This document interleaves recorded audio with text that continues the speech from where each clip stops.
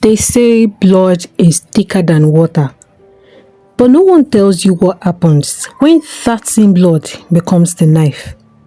What happens when the person you trusted with your life decides your sweat, your tears, your sacrifice were just a ladder for their own greed? Hello, friends. Welcome to our story. If you are new here, you are not here by accident. And if you're returning, you already know we don't tell ordinary stories here. Before we begin, take a second to like this video and subscribe. It helps this story reach more people who need to hear it. And tell me in the comments where you're watching from. Is it the United States, Canada, London, Jamaica, or even New York? I'm always curious to know how far this story travels. Now, let's begin. Marco spent 10 years in the freezing north of Canada, working 14-hour shifts in a meat packing plant where the air was so cold it felt like swallowing needles. He stood on hard concrete floors until his feet burned, day after day, year after year. He couldn't afford a proper winter coat. A good one cost $250, and to Marco, that was $250 that belonged to the dream back home. So, he layered two thin jackets, slept in two pairs of socks, and used hope as his only source of warmth. Every dollar he earned, he sent home to his brother Elias. Not some of it, all of it. He trusted him with everything: his savings, his future, his life. And for 10 years, Elias sent photos. First, empty land, then a foundation, then walls rising, block by block. At night, in his tiny basement apartment, where the only window showed the feet of strangers walking past, Marco would zoom into those photos and feel something warm in his chest. He was building something. He was becoming something. He had no idea he was building a house he would never live in. Years passed. 5, then 10. And one day, Marco made a decision. He was going home. He didn't tell Elias. He wanted it to be a surprise. Imagine the moment over and over. The gate opening, his brother smiling, both of them laughing together and having a meal at their table. He had no idea what was waiting for him. So came the day he finally decided to travel. The plane landed just before sunset. Marco stepped out, looking older, tired but proud. This was it. The moment everything would finally make sense. He got into a taxi, gave the address, and as they drove, something felt different. The city looked richer, sharper, and faster. And when the car finally stopped, Marco froze. The house wasn't just beautiful, it was massive. White walls, glass windows, lights glowing in the evening. He recognized it instantly. Every detail had lived in his chest for years. He smiled, walked to the gate, reached for the call button, but the gate didn't open. Instead, a stranger stepped out. "Can I help you? This is private property," the stranger said. "I'm Marco. This is my brother's house. I built this." The man looked at him, then laughed. Not loudly, just enough to hurt.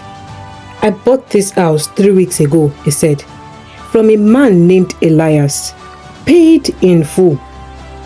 Marco's words stopped. He didn't move. In fact, he couldn't breathe either. 10 years. Gone just like that. His brother sold the house, took the money and disappeared. Marco didn't scream. He didn't cry. But something inside him changed. Cold, sharp and final. He spent 2 days tracking Elias. old contacts, dead numbers, one small clue after another, until finally they found him lodged in a luxury hotel. Marco didn't wait. He didn't think. He went straight to the hotel, walked past the front desk, ignored security, and took the stairs. When he reached the balcony, Elias was there, relaxed, comfortable, and untouched. A glass of drink in his hand, an expensive watch on his wrist. Marco's voice shook. Why, Elias? Every dollar, every cent. I nearly froze to death for this. Elias leaned back, smiled, and said, let's be honest, Marco. You were the worker. Reliable, quiet, always sacrificing. He took a sip from his drink and continued. But people like you don't enjoy the results. You build it, while people like me live in it. That was the moment Marco understood. This wasn't a mistake. This wasn't desperation.